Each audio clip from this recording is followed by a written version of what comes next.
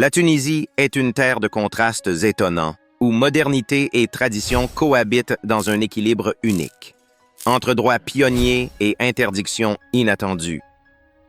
Aujourd'hui, nous découvrirons 10 aspects incroyables qui font de la Tunisie l'un des endroits les plus fascinants de la Méditerranée.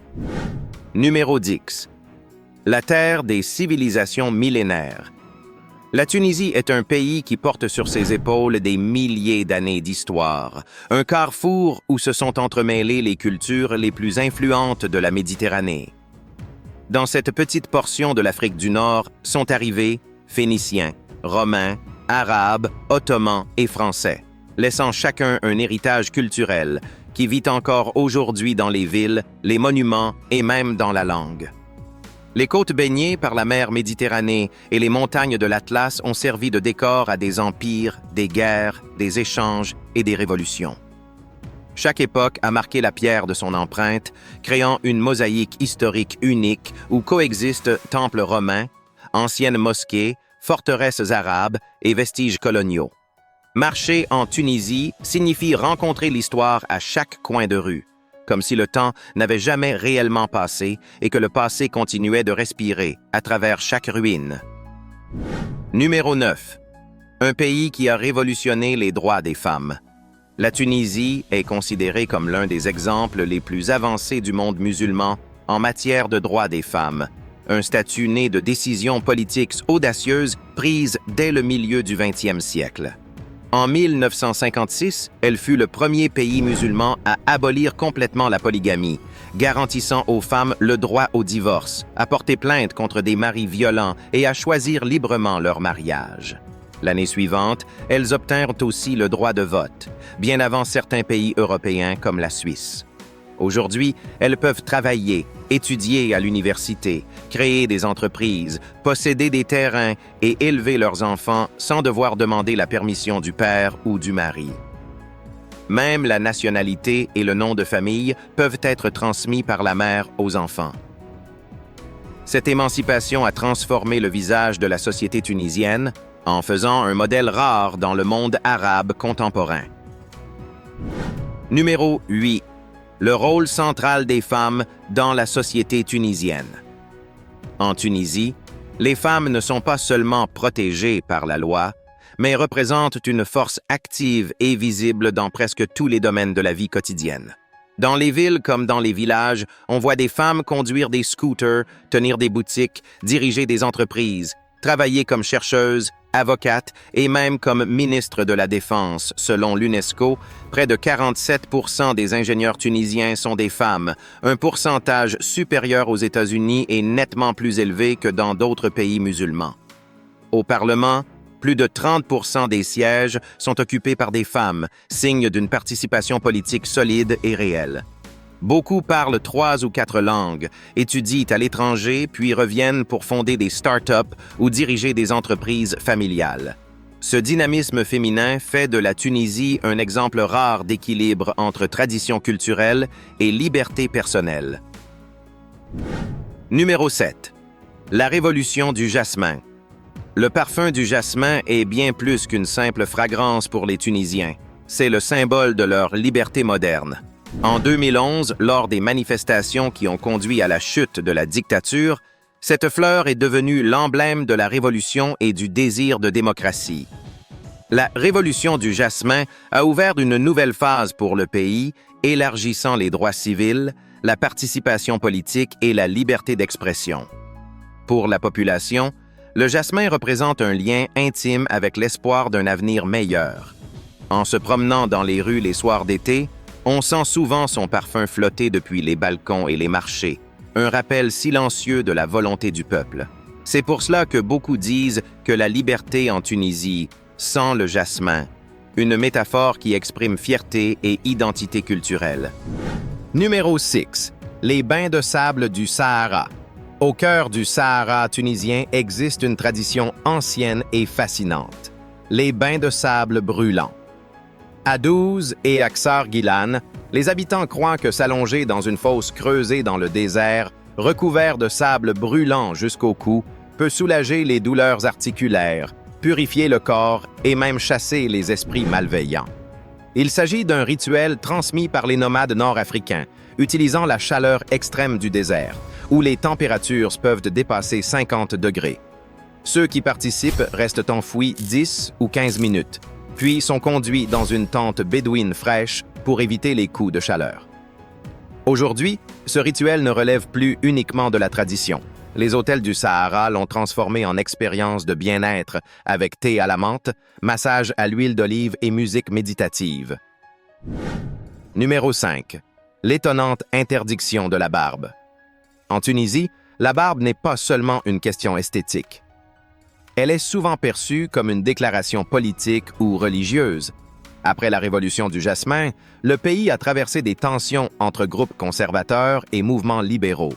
Et la forme de la barbe est devenue un symbole d'appartenance.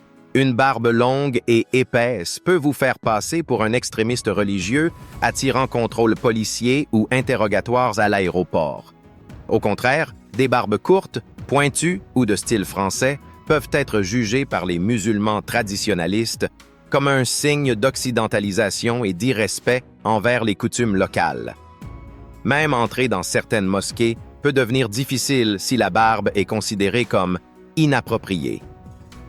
Les moustaches épaisses avec menton rasé, populaires chez les jeunes, peuvent également être associées à la rébellion ou à un comportement peu respectable. C'est un phénomène unique dans le monde arabe. Numéro 4. La magique ville bleue de Sidi Bou Saïd. Sidi Bou Saïd est l'un des lieux les plus emblématiques de la Tunisie, un village dominant la Méditerranée où tout est peint en blanc et bleu. Les portes, les fenêtres, les grilles et même les détails architecturaux brillent d'un bleu intense qui crée une atmosphère suspendue, presque irréelle. Ce n'est pas seulement esthétique. Selon une ancienne croyance tunisienne, le bleu protège du mauvais œil et attire la chance. Chaque porte ornée de motifs en fer forgé est un talisman, un signe de prospérité familiale. Se promener dans ces ruelles revient à entrer dans un musée à ciel ouvert, où art, religion et tradition coexistent avec une harmonie surprenante. Les terrasses des cafés surplombant la mer attirent des visiteurs du monde entier, venus photographier l'un des villages les plus pittoresques de la Méditerranée et respirer la tranquillité unique de ce lieu symbolique. Numéro 3. Le désert de Matmata et la planète Tatooine. Dans le sud de la Tunisie, entre dunes et canyons sculptés par le vent, se trouve Matmata, un lieu devenu célèbre grâce au cinéma. George Lucas y trouva l'emplacement parfait pour représenter la planète Tatooine et choisit les traditionnelles maisons troglodytes berbères comme résidence de Luke Skywalker. Ces habitations souterraines ne sont pas des décors construits pour le film, mais de véritables maisons creusées dans la roche tendre, conçues pour se protéger de la chaleur écrasante du jour et du froid nocturne. Leur structure assure un équilibre thermique naturel, preuve d'une ingéniosité très ancienne. Aujourd'hui, Matmata est une destination prisée des fans de Star Wars et des voyageurs curieux, fascinés par le contraste entre la science-fiction hollywoodienne et la vie authentique des Berbères. C'est l'un des exemples les plus étonnants de la rencontre entre tradition et culture pop. Numéro 2. Les ruines de Carthage et l'héritage d'Hannibal.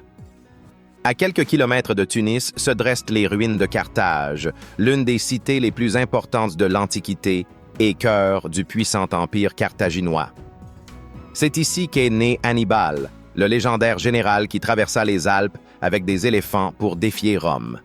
Aujourd'hui, la ville est un site classé à l'UNESCO, un lieu où colonnes romaines, mosaïques puniques, thermes et ports militaires racontent des milliers d'années d'histoire.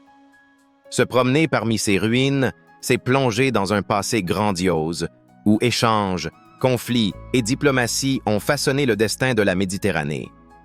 Carthage n'est pas seulement une attraction touristique. C'est un symbole fort de l'identité tunisienne, un souvenir vivant d'une époque où cette terre était une puissance respectée et redoutée.